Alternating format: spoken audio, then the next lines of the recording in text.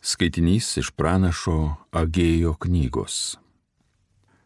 Antraisiais karaliaus Darijaus valdymo metais, 7 mėnesio 21 dieną, per pranašą Hagajį buvo paskelbtas Viešpaties žodis. Pranešk Judo valdytojui Zerubabeliui, Šeltielio sūnui ir vyriausiam kunigui Jozujai, Jehocadako sūnui ir visai išlikusiai tautai. Ar dar kas iš jūsų išliko, kuris šiuos namus yra matęs pirmykščiame jų puošnume?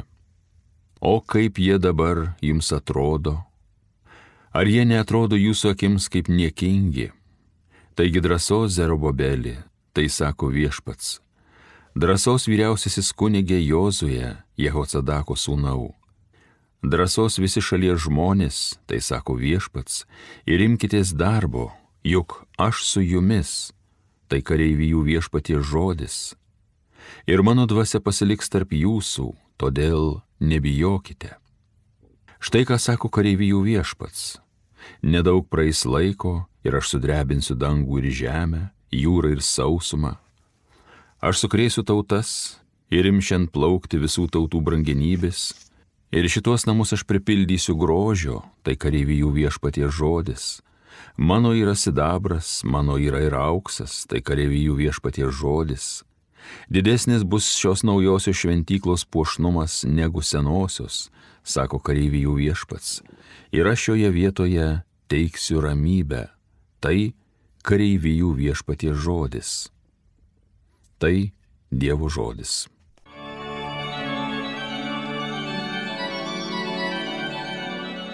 Aš pasitikiu Viešpačiu, garbinu tikrąjį Dievą, vaduotoją savo. Spręsk mano bylą, o Dieve, mano reikalą gink nuo žmonių nedorųjų, iš tų klastūnų pikteivų mane išvaduoki. Aš pasitikiu Viešpačiu, garbinu tikrąjį Dievą, vaduotoją savo. Juk tik tai tu esi mano stiprybė, o Dieve, tai kodėl mane tu atstūmei? Kodėl turiu vaikščiot nuliūdęs, priešo prispaustas? Aš pasitikiu Viešpačiu, garbinu tikrąjį Dievą, vaduotoją savo. Atsiųski man savo šviesą ir tiesą, tegu man jos vadovauja, ir mane veda į tavo šventąjį kalną, į tavo padangtę. Aš pasitikiu Viešpačiu, garbinu tikrąjį Dievą, vaduotoją savo. Vienai prie Dievo aukuro žengsiu, pas savo linksmybės džiugesio Dievą, ten tave šlovinsiu kankliais, o Dieve, o mano Dieve. Aš pasitikiu Viešpačiu, garbinu tikrąjį Dievą, vaduotoją savo. Alleluja, alleluja, alleluja. Žmogaus sūnus atėjo, kad pats tarnautų ir savo gyvybės kainą daug išpirktų. Alleluja, alleluja, alleluja. Viešpats su jumis iš Šventosios Evangelijos pagal Luką. Kartą, kai Jėzus nuošaliai vienas meldėsi, su juo buvo ir jo mokiniai. Jis paklausė juos, kuo mane laiko žmonės? Jie atsakė, vieni Jonu Krikštytoju, kiti Eliju, treti sako, kad prisikėlęs vienas iš senųjų pranašų. Tada jis paklausė, o jūs kuo mane laikote? Petras atsakė, Dievo Mesiju. Jėzus sudraudė juos, įsakydamas niekam to nesakyti. Jis dar pridūrė, žmogaus sūnui reikės daug kentėti, jis bus seniūnų, aukštųjų kunigų bei rašto aiškintojų atmestas, nužudytas ir 3 dieną prisikels. Tai Viešpaties žodis.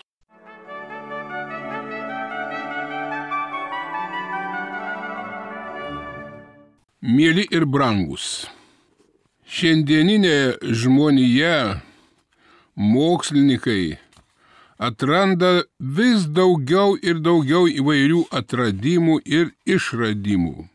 Šiandieninė technika leidžia nusileisti Mėnulyje, Marse, pasiekia net kitas planetas, net galaktikas. O kokie didžiuliai atradimai biologijos, medicinos, technikos ir kitose srityse. Kai kuriems žmonėms netai visa sukelia baimę. Šalia tos didžiulės pažangos, šalia visų didžiulių žmogaus proto pasiekimų, egzistuoja nemažai senų labai amžinų klausimų, į kuriuos žmonija siekia atsakymo. Nepriklausomai nuo žmogaus amžiaus, titulų, pasiekimų ir panašiai. Vienas iš tokių kapitalinių klausimų – tai klausimas apie Kristų. Jį kėlė ir kelia filosofai, šventieji, tikintys ir agnostikai, mokyti ir be jokio išsilavinimo. Štai šiandien girdėjome, pats Kristus iškėlė šį klausimą. Kuo žmonės laiko žmogaus sūnų? O jūs kuo mane laikote? Tai Jėzus klausė net pačių apaštalų. Šiandien pažvelkime taip nuoširdžiau į du šiandieninius žmonių liudijimus. Štai kada klausėme, ne visi nori atsakyti į šitą klausimą. Vieniems atrodo beprasmiška, atmestinas dalykas. Kiti negalėjo suformuluoti savo atsakymo. Dar kiti paprasčiausia nenorėjo. Man tai visiškai nerūpi. Teko man skaityti labai aktualius atsakymus dviejų žmonių, kurie tikrai mums padės patiems giliau šiame mąstyme pamastyti. Pirmasis tai buvo mokslininkas, atomų fizikas, turintis tarptautinį pripažinimą, dirbantis Oksfordo universitete, jam 40 metų, turi žmoną ir 2 vaikus, tad kuo laikote Kristų? Ir štai jo atsakymas. Man ant liežuvio šiuo momentu sukasi įvairios banalybės, tačiau keliamas klausimas tikrai yra labai svarbus, turbūt svarbiausias iš visų. Kristaus asmens apibrėžimas peržengia žmogaus galimybes, o taip pat ir mano. Štai prie ko galėčiau sustoti. Tai labai intymus mano asmeninis nusistatymas, ypač maldos metu, jo įsivaizdavimas, jo asmens pajautimas. Ir tas įvaizdis manyje nesikeičiantis.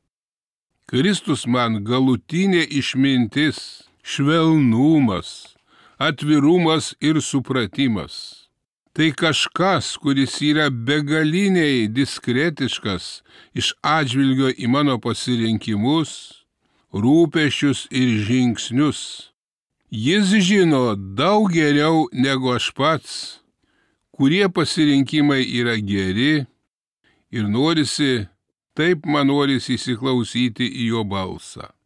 Tai kažkas, kuriam taip dažnai norisi pasakyti: ačiū už viską, kas mane supa, arba jam patikėti slapčiausius norus. Tai kažkas, kuris kaip niekas kitas žino visas mano silpnybės ir net mano pastangas jas nugalėti. Tai tas, kuris nėra pataikautojas, bet yra tuo antgamtiniu suprantančiu žmonių silpnybės. Todėl manyje ir lieka mažai Dievo baimės, bet meilė. Pagaliau Jėzus yra tas, kuriam noriu patikėti svarbiausius savo reikalus, ir didelius, ir mažus. Norisi jam pavesti savo jėgas ir žemiškus reikalus, o svarbiausia, tas, kurį labiausiai myliu. Niekad negaliu pamiršti minties, kurią esu girdėjęs iš vieno kunigo pamokslo. Jeigu būčiau vienintelis žmogus pasaulyje, vis tiek Jėzus būtų pasiaukojęs dėl mano išganimo. Štai koks gražus šito profesoriaus liudijimas. Štai dabar kitas liudijimas vienos mokytojos. Ji taip sakė: sakoma, kad tikėjimas gydo. aišku, tikriausias sužeistas sielas. Jėzus man yra toks idealus psichoanalitikas. Netrukdo, neužduoda netinkamų klausimų, nesiaukština, neuzurpuoja savo teisių mane užvaldyti, nesistumdo mano gyvenime, bet visuomet yra prie manęs esantis. Jis tarsi šešėlis visada su manimi ir eina žingsnis į žingsnį. Ir dar jis visada yra šalia, klausosi, visada galiu jam pasitikėti, suteikia man saugumo jausmą, kurio niekas šalia jo negali man duoti. Jis niekada nevėluoja, niekada nesako, kad neturiu laiko, ir nežiūri ir laikrodį ir nesako, man laikas jau baigėsi. Jis nereikalauja jokio atlygio už patarnavimus. Ir visada, kada jis reikalingas, jis čia pat. Ir kada esu susirūpinusi, kada verkiu į skausmo, kada juokiuosi iki ašarų, visada jis yra ir mano, ir skausmo, ir laimės valandose. Jis yra idealus mano draugas.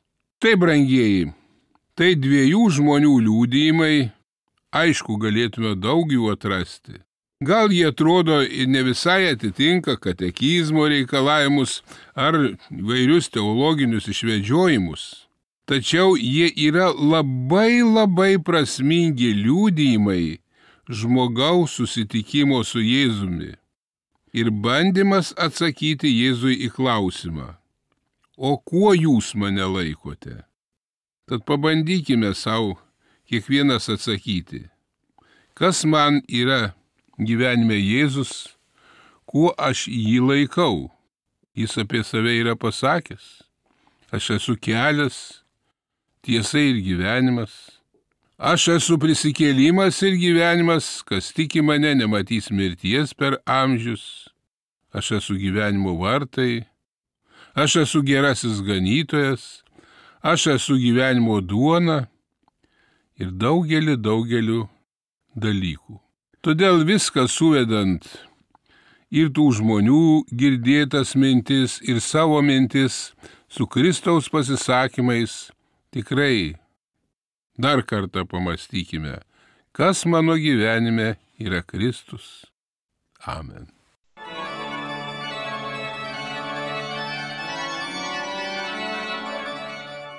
Homiliją sakė profesorius, habilituotas teologijos mokslų daktaras, prelatas Vytautas Steponas Vaičiūnas.